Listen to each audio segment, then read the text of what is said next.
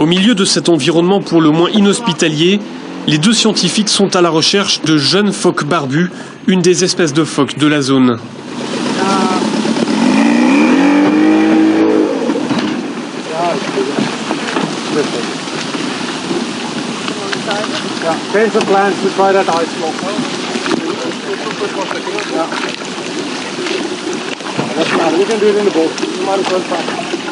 Ces bébés phoques sont capturés, pesés et mesurés.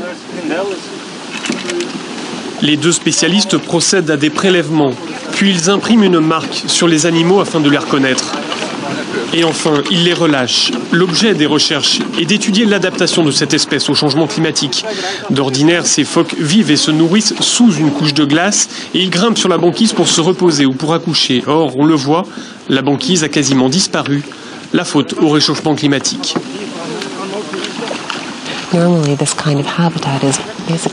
Ici, normalement, les animaux bénéficient d'un espace vital quasiment illimité, des centaines et des centaines de kilomètres carrés de banquise. Mais l'an dernier, plus aucune couche de glace, et cette année, on ne peut pas dire qu'il y en ait beaucoup. Alors l'objet de notre étude, c'est de voir comment les phoques barbus s'adaptent à ces nouvelles conditions de vie liées aux modifications de l'Arctique.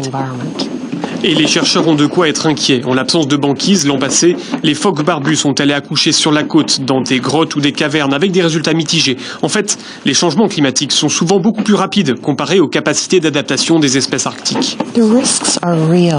Il y a de vrais risques pour tous les phoques.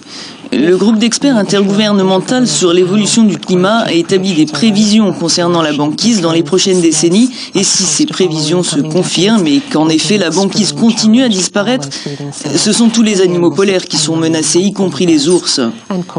Et cela aura évidemment des conséquences pour toutes les populations qui dépendent de ces espèces.